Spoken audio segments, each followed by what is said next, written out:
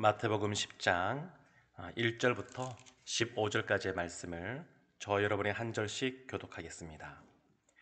예수께서 그의 12 제자를 부르사 더러운 귀신을 쫓아내며 모든 병과 모든 약한 것을 고치는 권능을 주시니라. 12 사도의 이름은 이러하니 베드로라 하는 시몬을 비롯하여 그의 형제 안드레와 세베대의 아들 야고보와 그의 형제 요한, 빌립과 바돌로메, 도마와 세리마테, 알페의 아들 야고보와 다데오, 가나안인 시몬 및 가룟 유다 곧 예수를 판자라.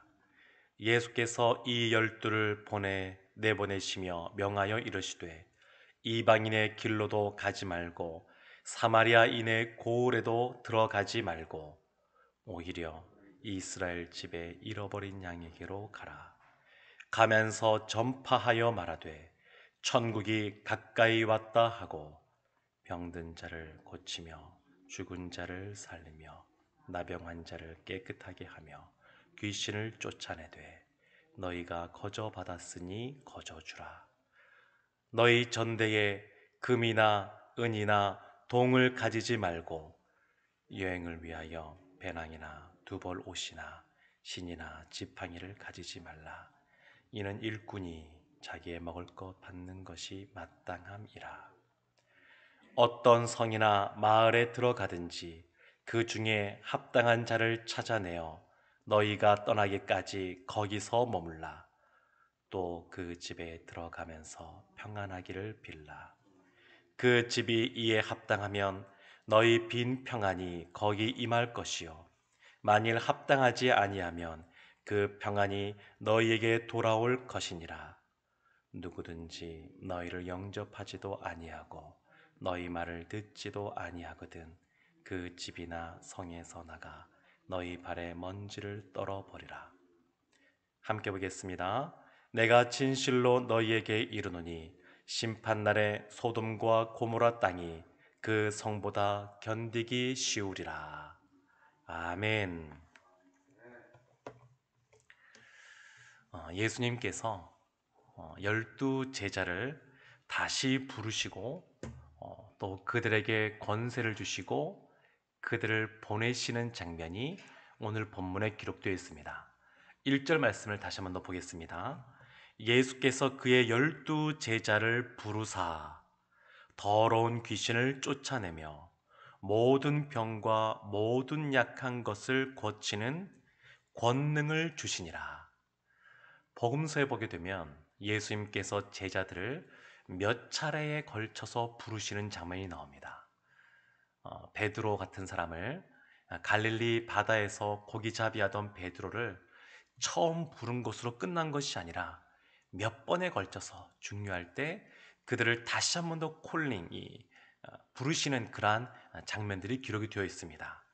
지금 예수님께서 12명의 제자를 부르시고 그들을 보내시는데 그냥 보내지 않고 더러운 귀신을 쫓아내며 모든 병과 모든 약한 것을 고치는 권능, 이 권능을 주셨다 말씀하십니다. 예수님이 다니시면서 가르치시고 전파하시고 그리고 고치시는 사역을 감당하시는데 제자들에게도 이와 같이 전파하고 가르치는, 고치는 그러한 권능을 주시고 권세를 주시고 보내십니다. 예수님께서는 우리를 부르시고 우리의 사명을 주십니다. 근데 그것을 그냥 감당하라고 하시는 것이 아니라 늘 권능을 주시고 감당하게 하십니다. 예수님께서 비유의 말씀으로 달란트 비유를 하셨는데 그 달란트 비유를 보게 되면 주인이 떠나기 전에 종들에게 5달란트, 2달란트, 1달란트 누구도 빼지 않고 주님께서 주인이 주고 그것을 가지고 장사하게 하십니다. 아무것도 안 주고 하는 것이 아니라 주신 이후에 그것을 가지고 감당하게 하십니다. 제자들이 그렇고 제자인 우리가 그렇습니다. 주님께서는 이 말씀을 오늘날 우리도 감당하라고 말씀하시는 내용인데 그냥 감당하라는 것이 아니라 주시고 감당하게 하십니다. 12명의 사도의 이름이 나오고 5절에 보면 이런 말씀이 나옵니다.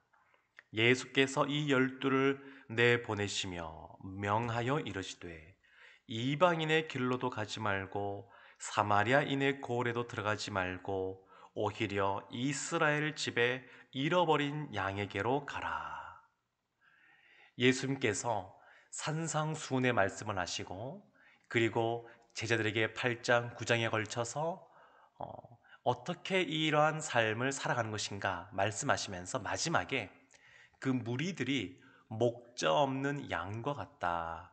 그렇게 말씀을 하시는데 이스라엘의 잃어버린 양에게로 가라고 예수님께서 말씀하셨습니다. 이 말은 이방인들에게 가지 말라, 사마리아인들도 복음이 필요 없다 이런 것이 아니라 하나님의 때가 되면 예루살렘과 온 유대와 사마리아와 땅끝까지 이르러 제자들이 가서 복음을 전하게 될 텐데 지금은 사마리아나 이방인에 가지 말고 예수님이 지정해 준 곳 이스라엘의 집에 잃어버린 양 그들에게 가라는 겁니다. 주님께서 우리에게 복음을 전파하고 또한 구제하는 그러한 사역을 감당하고 할 때 모든 곳에 다 가면 좋겠지만 현실적으로 그것이 어렵고 단계적으로 그것을 할 수 있게끔 지정을 해주십니다. 이렇게 하라. 도스토옙스키라고 하는 그 러시아의 대문호죠. 이분이 이런 말을 했습니다. 마음 아픈 말이긴 한데 그리스도인들은 온 세상을 사랑한다 라고 말하지만 가까운 사람을 사랑하는 것을 보는 것은 쉽지가 않다. 이런 말을 했습니다. 우리가 늘 기도할 때 하나님 우리도 이 열방을 품고 이 세상을 사랑하고 이 세상을 섬기게 해달라고 우리가 기도합니다만 이것은 어떤 면에서 가치이고 우리의 가까운 사람들 그 사람들을 사랑하는 것은 실체라고 할 수 있습니다. 그러니까 온 이 열방을 바라보면서 기도하는 것은 우리가 거기에 가치를 두고 기도하기가 오히려 수월하고 실제로 옆에 있는 사람들을 사랑하며 섬기는 것은 실체이기 때문에 생각보다 어렵다. 그런 말인데 예수님께서는 우리의 가까운 사람들부터 이와 같이 병을 고쳐주고 또 주님이 주시는 권능을 나누어 주고 그런 것들을 감당하라 라고 말씀하시는 겁니다. 이번에 설 명절을 맞이하여서 우리 복지위원회에서 우리 서초 여기 방배동 지역에 있는 어르신들을 섬기는 그 센터와 연결이 되어서 작지만 82분 그 82가정에게 찾아가서 작은 사랑이 담긴 그러한 선물들을 전달하려고 그럽니다. 이번 주일날 오후에 진행한다고 그러는데 우리의 가까운 곳, 이 가까운 곳부터 우리가 할 수 있는 것들을 하는 겁니다. 한 에세이 작가가 그의 그 에세이집에서 이런 글을 썼습니다. 50년대 그 한국 전쟁 당시에 이 전란 중에 미국 선교사님이 한국에 오셨습니다. 하루는 시골에 있는 그 다리를 지나가려고 하는데 그 교각 밑에서 애기 울음소리가 들리는 겁니다. 그래서 애기 울음소리 들려서 다리 밑으로 내려가 보니까 한 여인이 헐벗고 추위에 떨다가 죽어 있는 그런 모습을 보았습니다. 시체를 보았습니다. 그런데 그 여인, 그 어머니 품 안에 아주 갓난쟁이 여자아이가 그 안에 이렇게 감싸서 있는 모습을 보았습니다. 보니까 너무 추우니까 그 엄마가 자신의 옷을 다 이렇게 벗어서 그 아이를 둘둘둘둘 감고 있었던 겁니다. 그 선교사님이 사람들을 불러서 그것을 또 이제 정리하고 그리고 그 여자아이를 키우기 시작하였습니다. 10년의 세월이 지나서 그 여자아이가 10살이 됐을 때 다시 미국으로 돌아가야 되는 상황이 되어서 이제 그 아이와 이야기하고 미국으로 떠나게 되는데 그 떠나기 전날 선교사님에게 자신의 어머니 무덤에 좀 가고 싶다 얘기를 해서 그 아이를 데리고 무덤으로 갔다 그럽니다. 그랬더니 그 산소 그것을 바라보면서 그날도 쌀쌀한 날이었는데 그 아이가 옷을 하나씩 하나씩 다 이렇게 풀더니 그 산소 위에 이렇게 무덤 위에 자신의 옷을 덮어 주는 모습이 있었다 그럽니다. 그래서 에세이 작가가 하는 말이 뭐냐면 이 세상을 살아가는데 어렵고 힘든 그러한 삶이 우리의 삶 가운데 놓여져 있는데 우리의 인생에 있어서 어렵고 힘든 삶이 아름답다 이런 걸 말하는 것이 아니라 어렵고 힘든 삶을 살아가는 사람들이 있지만 따뜻한 마음으로 그들을 보듬어 주는 사람도 있다. 그 작가가 그것을 말하고 있습니다. 우리에게 필요한 것이 이런 것 같습니다. 우리가 이웃을 섬긴다고 하지만 얼마나 많이 섬기겠습니까? 그러니까 우리에게 필요한 것은 뭐냐면 그들에게 마음으로 다가가는 것이 필요합니다. 그냥 단순히 물론 이 재정적으로 무엇인가 도와주는 것도 굉장히 중요한데 그러나 그거보다 먼저 우리가 우리의 온 존재로서 그들에게 다가가야 이것이 서로 간의 마음이 소통이 되는 것을 볼 수 있습니다. 우리 교회가 할 수 있는 것은 그런 것이라 생각이 듭니다. 그냥 세상 사람들이 할 수 있는 것을 하는 것이 아니라 교회만이 할 수 있는 것, 주님의 사랑으로만이 할 수 있는 것, 그렇게 다가가는 것이 필요한 것 같습니다. 예수님께서 그래서 7절과 8절에 이런 말씀을 하십니다. 가면서 전파하여 말하되 천국이 가까이 왔다 하고 병든 자를 고치며 죽은 자를 살리며 나병한 자를 깨끗하게 하며 귀신을 쫓아내되 너희가 거저 받았으니 거저 주라. 거저 받았으니 거저 주라.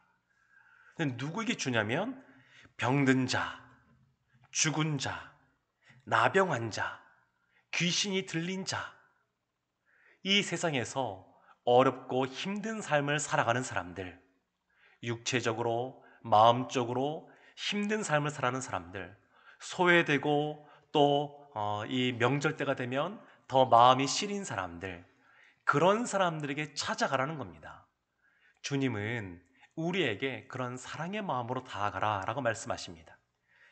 예수님께서 먼저는 이스라엘 지배라고 말씀하셨으니까 우리 교회 공동체 안에 우리 순이나 전도회나 또 우리 부서나 우리 공동체 안에 살펴보고 더 나아가서 또 이 지역에 있는 분들을 살펴보고 할 수 있는 대로 주님이 주신 것 가지고 나누어주고 또 사랑을 서로 사랑하는 그러한 모습이 된다 그러면 우리가 주님이 말씀하신 제자의 삶을 살아간다라고 말할 수 있습니다. 또 7절에 보면 그것만이 아니라 전파하여 천국이 가까이 왔다. 그러니까 육체적으로 필요한 것들을 나눠주는 것만이 아니라 더 중요한 것은 뭐냐면 영적으로 헐벗어 있는, 영적으로 굶주려 있는, 영적으로 죽어 있는 그들에게 천국 복음을 전파하는 겁니다. 이것이 같이 가는 겁니다. 한 손에는 빵을, 한 손에는 성경을 이렇게 해서 섬기는 NGO 단체도 있습니다만 그것처럼 어떤 하나만이 아니라 같이 가는 건데 더 중요한 것은 천국 복음을 전파하는 것이 먼저이니까 그것이 더 중요하다라고 볼 수 있습니다. 형식은 다를 수 있습니다만 결국 우리가 그리스도의 복음을 증거하는 것, 이 거저받은 은혜, 거저 준다라고 하는 것이 중요합니다. 그렇다 그래서 이 은혜가 값싼 것은 아닙니다. 이 값싼 은혜라는 말을 누가 했냐면 이 독일의 신학자인 본 회퍼라는 사람이 이것을 말했는데 그가 이렇게 말했습니다. 그리스도인들은 제자로서 삶을 살아가야 되는데 제자라는 사람들은 어떤 사람들이냐? 진정으로 예수 그리스도의 사랑을 입은 자로서 기꺼이 그리스도인으로서 희생하는 삶을 살아야 된다. 왜 그리스도인이 하나님으로부터 은혜를 받았는데 예수 그리스도를 본받아 희생하는 삶을 살지 않느냐? 그런 것은 하나님의 은혜를 값싼 은혜로 만드는 것이다. 이런 말을 했습니다. 그러니까 하나님이 거저 주다 그래서 은혜가 값싼 것이 아닙니다. 너무너무 귀하고 그리고 값을 매길 수 없는 은혜이기 때문에 우리가 거저 받은 것이고 그래서 우리가 거저 주는 것인 것을 볼 수 있습니다. 12절 보면 이런 말씀이 있습니다. 또 그 집에 들어가면서 평안하기를 빌라. 제자들에게 다니면서 그들에게 평안을 빌라 이렇게 말을 했는데 40절과 41절 밑으로 쭉 보면 41절과 42절 말씀 보면 이런 말씀이 있습니다. 선지자의 이름으로 선지자를 영접하는 자는 선지자의 상을 받을 것이요 의인의 이름으로 의인을 영접하는 자는 의인의 상을 받을 것이요 또 누구든지 제자의 이름으로 이 작은 자 중 하나에게 냉수 한 그릇이라도 주는 자는 내가 진실로 너희에게 이르노니 그 사람이 결탄코 상을 잃지 아니하리라 하시니라. 냉수 한 그릇이라도 주는 것. 제가 이 동남아 쪽에 이 단기 선교행을 가보니까 참 어려운데 예전 우리나라 보면 그 가난한 시절에 다른 손님들이 집을 찾아오면 제 어렸을 때 기억이 그렇습니다. 냉수에다가 설탕물을 타서 이렇게 대접하던 그런 기억들이 있는데 이 동남아 경제가 좀 어려운 곳에 가보니까 콜라 같은 걸 대접합니다. 제가 네팔에 이 산골로 다니면서 또 마을 또 집 찾아가면서 복음을 전할 때 보면 그냥 손님이 왔다고 생각하고 그냥 콜라 한 잔 따라서 주는 가난한 집이거든요. 근데 그렇게 주고 캄보디아 가서 또 다니면서 복음을 전하는데 그냥 사람이 왔다고 환영해 주면서 그냥 콜라 한 잔 따라 주고 태국에서는 이 파키스탄 난민들 집에 가서 또 이렇게 교제하는 시간이 있었는데 진짜 가난한데 인도 그 짜이 같은 그런 차를 또 타서 이렇게 대접해 줍니다. 얼마나 귀하게 느껴지는지 모릅니다. 많은 걸 주는 것이 아니라 정말로 이 냉수 한 그릇 이 표현처럼 그와 같이 대접해 주는데 참 마음이 따뜻해지는 것을 경험했습니다. 지금은 우리가 코로나 상황 때문에 신방하기도 어렵지만 작년에 부임하고 나서 조금 상황이 괜찮을 때 여러 가지 이사 신방이라든지 몇몇 이런 신방들을 갈 때 우리가 방역 수칙을 지키면서 갔었습니다. 그래서 창문도 열어두고 다 마스크 끼고 있고 이런 식으로 다 이렇게 진행하는 걸로 해서 진행을 했었는데 아무것도 안 줘도 되는데 그래도 차라도 한 잔 꼭 대접하려고 하시는 우리 성도들이 계셨습니다. 그런 것들 보면 참 마음이 따뜻해지는 것을 경험합니다. 큰 것이 아니라 그냥 마음이거든요. 마음. 사랑하는 성도 여러분, 주님께서는 우리에게 거저 놀라운 은혜를 주셨습니다. 그리고 우리에게 주님이 권세를 주셨습니다. 그리고 우리를 부르시면서 우리를 보내시는데 너희도 이것을 가지고 갖고 나아가서 어렵고 힘든 사람들을 섬기고 천국 복음을 전파하고 그들에게 평안을 빌어주라고 이렇게 말씀하셨습니다. 우리에게 빈손인데 가라고 하는 것이 아니라 우리의 빈손에 채워주신 것 가지고 나눠주라 이렇게 말씀하셨습니다. 우리의 삶이 이런 모습이 되었으면 좋겠고 우리의 교회가 갈수록 더 이렇게 지금도 잘하고 있습니다만 더 이렇게 많이 섬기는 그런 교회가 되기를 원합니다. 사랑하는 성도 여러분, 오늘 말씀은 사실은 곰곰이 묵상해 보면 쉽지 않은 그런 말씀입니다. 그렇지만 예수님이 우리를 위하여 기꺼이 이 땅에 오시고 그리고 자신을 내어주면서 3년의 세월 동안 제자들에게 집중하셨고 또 그들을 보내셨으며 그들 때문에 이 한반도에 있는 우리도 오늘날 예수님을 알고 예수를 믿고 그 은혜 가운데 거하게 되었습니다. 늘 감사하고 감격하는 가운데 주님이 주신 것 중에서 받은 것 중에서 우리도 하나님의 사랑을 실천하는 하나님의 자녀들, 제자들 되시기를 주님의 이름으로 축원합니다. 아멘. 기도하겠습니다. 하나님, 우리를 너무나 사랑하셔서 한량없는 은혜를 베풀어 주시고 우리도 그 받은 은혜 나누어 주라고 말씀하시니 우리가 우리의 삶을 돌이켜 보면서 우리의 가까운 사람부터 우리가 섬길 수 있도록 은혜를 내려 주시옵소서. 예수님의 이름으로 기도합니다. 아멘.